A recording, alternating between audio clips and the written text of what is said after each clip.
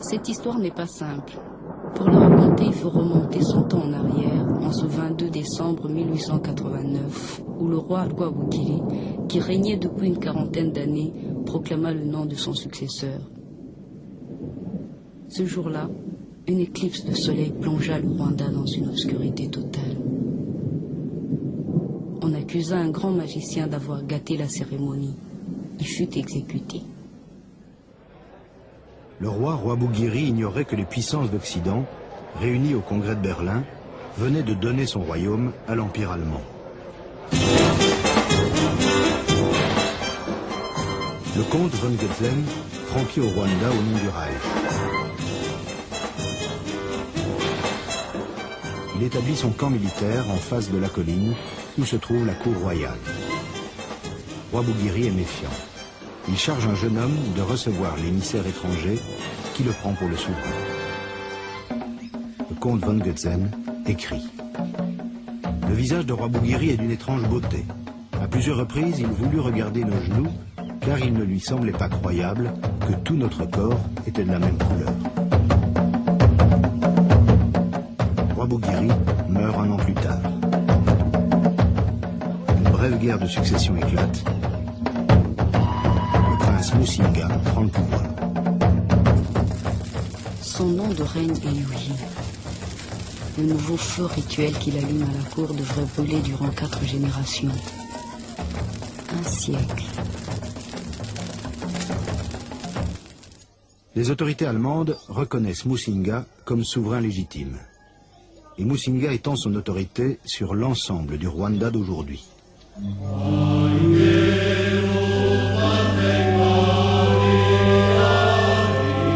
Les premières missions catholiques s'installent.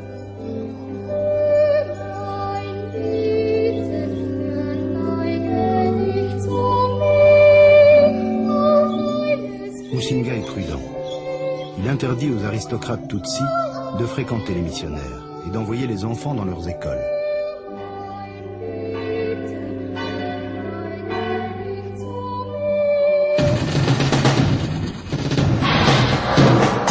La Première Guerre mondiale se joue aussi en Afrique. Les Belges, venus du Congo, chassent les Allemands du Rwanda en 1916. Le commissaire royal Malfait prend possession du pays au nom de la Belgique un an plus tard. Le nouveau pouvoir colonial reconnaît à son tour l'autorité de Musinga, qui se voit qualifié de sultan.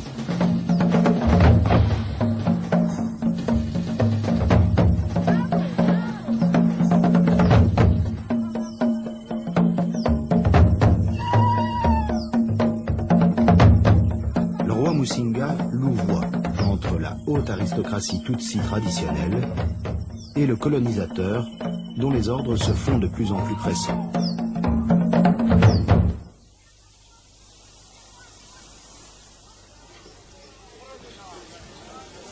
Le Rwanda est né de la rencontre des paysans Hutus et des pasteurs Tutsis, il y a plusieurs centaines d'années.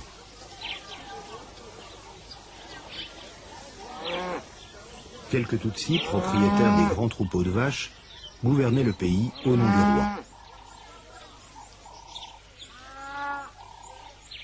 Les fonctionnaires royaux exigeaient des paysans Hutus un certain nombre de jours de corvée. Ils prélevaient sur eux un tribut en produits vivriers, haricots et sorgho.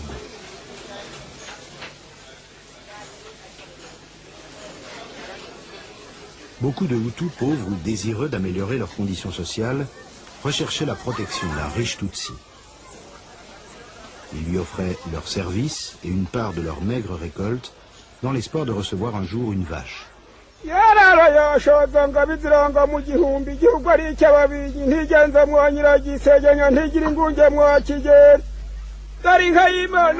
Pouvait en consommer le lait et disposer des tauriens qu'elle mettait bas. Mais la bête continuait à appartenir au maître. Les éleveurs Tutsis devaient également payer un tribut aux autorités royales. Ils leur livraient des cruches de lait. Eux aussi recherchaient la protection d'un riche propriétaire de bétail. Il composait sa cour et l'appuyait dans ses alliances politiques.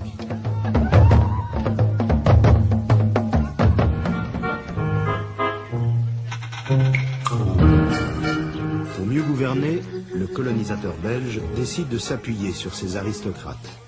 Il en fait les agents de son pouvoir.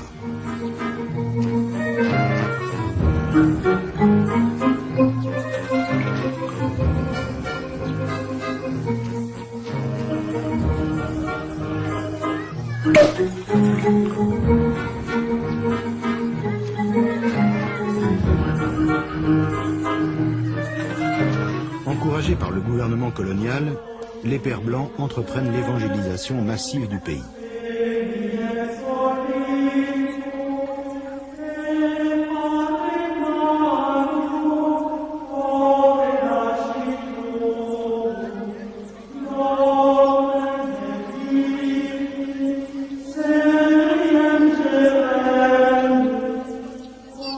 Le Rwanda, dépourvu de ressources économiques, devient une terre de colonisation religieuse.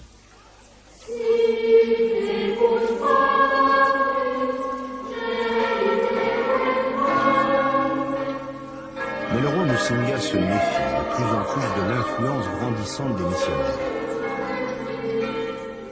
Ceux-ci jettent alors leur dévolu sur l'un de ses fils, le prince Rudahigwa. Ils obtiennent du pouvoir colonial la destitution de Musinga en 1931. Leur pupille sera intronisé sous le nom de Mutara III et soumis à une très longue instruction religieuse.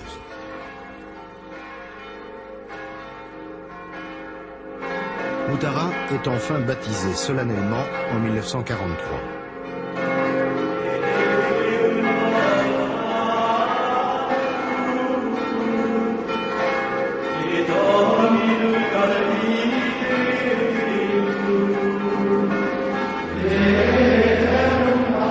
Peu après, à la suggestion de l'Église, il consacrera le Rwanda au Christ roi.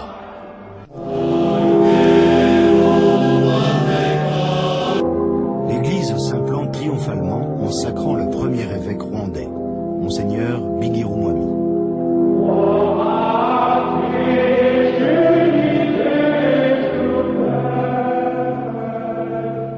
Quelques années plus tard, le rêve universaliste de l'Église semble sur le point de se réaliser.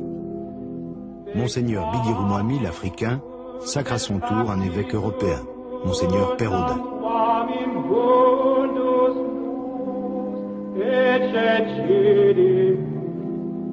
Depuis le début de la colonisation, un grave malentendu s'est installé. Les missionnaires catholiques, qui sont les premiers ethnologues du pays, proclament arbitrairement que les Tutsis, membres de la classe dominante, appartiennent à une race supérieure, intermédiaire entre les Blancs et les Noirs, celle des Hamites.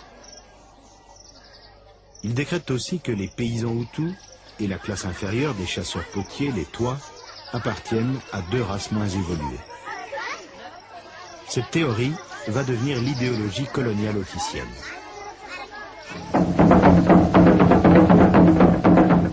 Au Rwanda comme en Burundi, on rencontre trois groupes ethniques nettement distincts.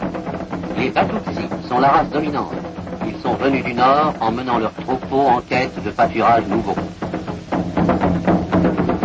Les Bahutus, qui représentent 90% de la population, sont des paysans bantus, à l'âme lourde et passive, ignorant tout souci du lendemain. Ils cultivent les terres qu'ils avaient progressivement conquises en refoulant les premiers occupants du sol, les pygmées batois, et en détruisant la forêt qui abritait ceux-ci.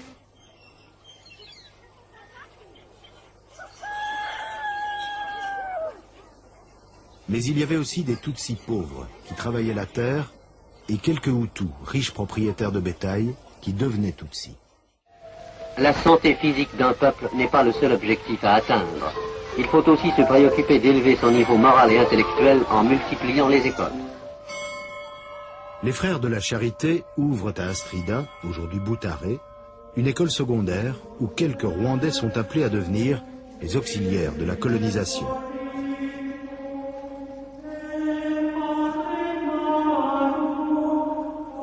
C'est ainsi qu'une nouvelle élite Tutsi, instruite, voit le jour. Une élite dont les Hutus sont exclus. Pour les Hutus, entrer dans les ordres est l'une des rares façons d'accéder au monde des Blancs. Le roi Mutara prend de plus en plus ses distances avec le pouvoir colonial. Et les Tutsis commencent à mettre en cause la colonisation belge.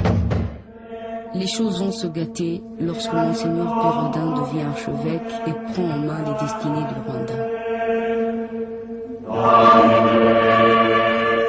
Une partie de l'aristocratie émet des critiques envers l'Église qui craint de perdre ses énormes privilèges. Monseigneur Pérodin, suivi par l'administration coloniale, rompt alors l'ancienne alliance politique. Les Tutsis, désormais, sont considérés comme des ennemis. À l'ombre des séminaires, l'Église, qui détient le monopole de l'enseignement, encourage la formation d'une élite contestataire Hutu. Son chef de file est Grégoire Kayibanda. Il jouit de la confiance de Monseigneur Pérodin. L'Église encourage Grégoire Kayibanda et quelques intellectuels à exposer dans un manifeste rédigé en 1957 les griefs des paysans Hutus, jusqu'alors soigneusement étouffés. La haute aristocratie Tutsi n'y prête malheureusement aucune attention. L'idée de partager le pouvoir ne l'effleure pas. Le feu qui brûle dans l'enclos royal depuis des siècles est sur le point de s'éteindre à jamais. Et l'unité de la nation rwandaise est volée en éclats.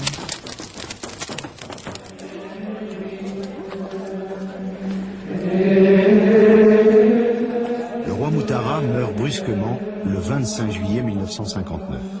Au moment des funérailles, le chef des dignitaires responsables des grands rituels royaux proclame à la sauvette le nom du successeur de Mutara sans avoir consulté le gouverneur Arwa, qui est obligé d'entériner ce qu'il considère comme un coup de force des Tutsis. Kigeri V parcourt son royaume.